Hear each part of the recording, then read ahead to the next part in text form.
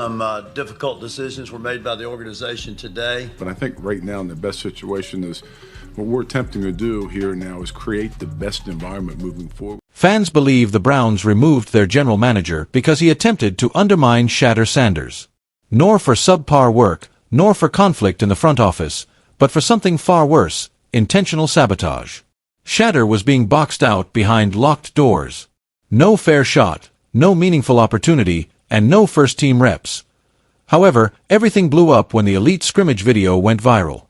They attempted to bury the rookie quarterback, but he set the field on fire, became viral overnight, and made the Browns quickly clean house. What actually took place in that camp, then? Why did Shedeur remain silent? What finally caused the owners to give up? It appeared to be a typical training camp rotation at first. Shedeur Sanders, a rookie quarterback, was not receiving many reps. Okay, so perhaps they were easing him in. However, as the days passed, something began to seem strange. Even more Browns are coming out and supporting Shedeur Sanders, even though it seems like he's not given the reps that he deserves. Shedeur Sanders is being sabotaged. Shedeur was forced to perform developmental reps, the kind often saved for rookies the staff doesn't plan to keep, while Kenny Pickett and Dillon Gabriel were receiving full-speed 11-on-11 drills with the first team. Even worse, he was filling in as a wide receiver by passing to defensive backs, team assistants, and members of the practice squad. Pickett, meanwhile, ran polished routes alongside Elijah Moore and Amari Cooper. Fans began to inquire. Why was a top-tier college quarterback with a reputation for accuracy, leadership, and mental toughness overlooked? The media spin followed. Shedeur appeared to have gone 3 for 8 in drills based on the statistics that were released. However, nobody brought up the fact that such exercises weren't full repetitions. There was no opportunity to establish rhythm, poor timing with third-string receivers, and broken plays. Mismanagement was no longer the only issue. It appeared intimate, and rumors began to circulate. Was Shedeur being purposefully held back by someone within the Browns? Yes, we have an idea in terms of when we think they may hit the field. I have just learned by just being so wrong on that with the tackles last year. The red flags were screaming, not simply waving. However, everything became indisputable after what transpired. It was meant to be just another rehearsal conducted behind closed doors. No media, no cameras, and no sound. However, what transpired at the Browns' Warrior site that day set off a full-scale organizational collapse. Shedeur Sanders had a rare opportunity during a controlled scrimmage despite being buried in the depth chart. He didn't simply appear. Instead, he blew up. One perfect 2-minute drill that resulted in a walk-off score, 12 snaps, and 3 touchdowns. According to insiders, Shedeur used surgical precision to carve up the defense, including a 27-yard laser to Harrison Bryant along the seam and a sideline strike to Amari Cooper that caused assistant coaches to pause and remark, "This kid's the real deal." During the same scrimmage, Kenny Pickett, the kicker who had been given all the first-team work, broke down. Shedeur is so well, technique-wise, from his lower body. VIP onlookers shook their heads at his vicious red zone interception. Shedeur wasn't the only one who had a nice day. Everything was revealed on this day. Additionally, someone videotaped the last touchdown while the coaching staff attempted to keep it quiet. The whole Browns quarterback room would be completely turned upside down by what transpired in that 23-second clip. A 23-second video appeared online around 2:13 a.m. Eastern Time. The video shows Shedeur Sanders dropping back, reading the defense, and making a flawless touchdown throw to Cedric Dillman without any watermarks or official markings. The video had received more than 1.2 million views by lunchtime. NFL Twitter is ablaze. Within hours, #Fredder became popular nationwide after first becoming popular in Cleveland. Not only was the throw exceptional, but it also confirmed everyone's fears, which infuriated the crowd. Shedeur was being concealed. Shedeur Sanders has picked up the offense well. He's working at it well. He's doing a lot of great things to ensure that, more positive things. Not a single highlight from that scrimmage had been made public by the Browns. There was not a single mention of Shedeur outperforming everyone on the field in the practice reports. The evidence was now indisputable. Why wasn't this kid competing for QB1? Many asked. What else were they concealing? Things quickly got out of control inside the building. Coaches were in a panic. PR was under lockdown. The video, which was allegedly taken by a staff member, exposed a quarterback conflict that they had attempted to keep under wraps. The next leak was even more damaging. so the cover-up was unable to continue after that clip was made public. The receipts were even worse than the clip. Online, a purportedly leaked text exchange between General Manager Andrew Berry and a Brown employee was discovered.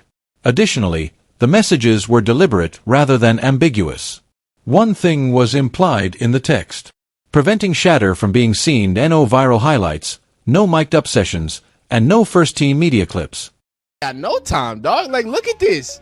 He feels like he's in Colorado again. It didn't even matter if the texts were completely authentic. The harm had already been done. Public confidence was destroyed.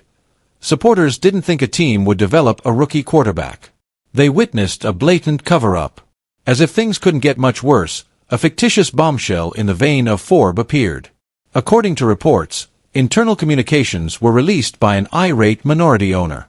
The emails limited Shedeur's momentum by exposing Berry's purported directive.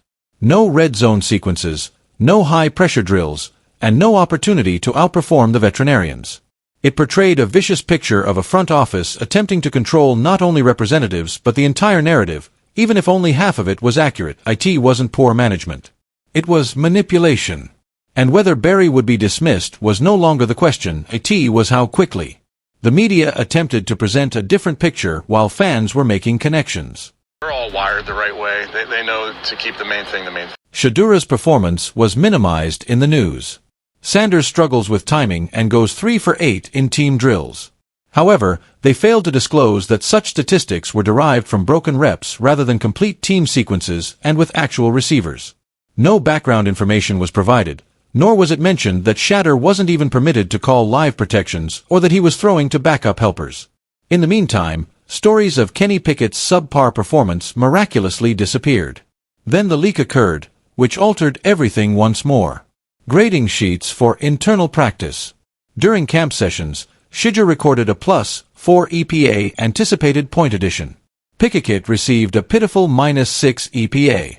Leading effective drives was one of them. With turnovers, the other ended them.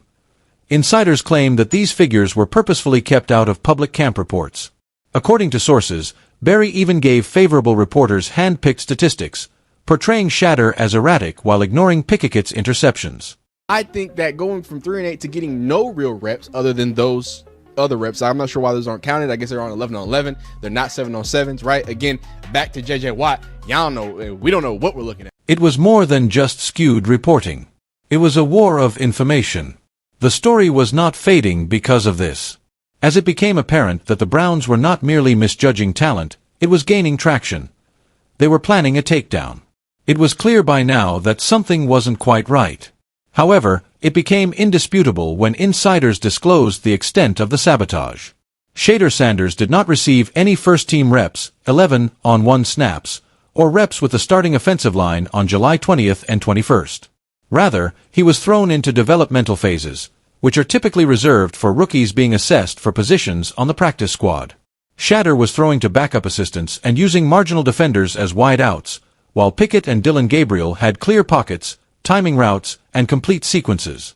He's tired of answering questions about the quarterback competition, and that might be the reason why, hey, let's not give Shedeur any reps. Or were they trying to prove a point to Shedeur Sanders? In a fan-captured video on July 22nd, Pickett ran the exact same play with Amari Cooper and Elijah Moore, while Sanders completed a pass to a defensive back filling in at receiver. It was exile, not progress. The death chart freeze followed. Shedeur was locked at QB4, restricted installation, which prevented him from calling protections or taking part in 2-minute exercises, according to leaked internal logs. He wasn't only placed on the bench. He was eliminated from the competition in a methodical manner. Marcus Willoughby, a former Brown scout, put it best. It has nothing to do with competence. It was terror. They were aware that the media darling would be exposed if he had a genuine chance. The Browns front office believed they could control the media, conceal the footage, and manipulate the story. However, the owners were involved as soon as that video went public.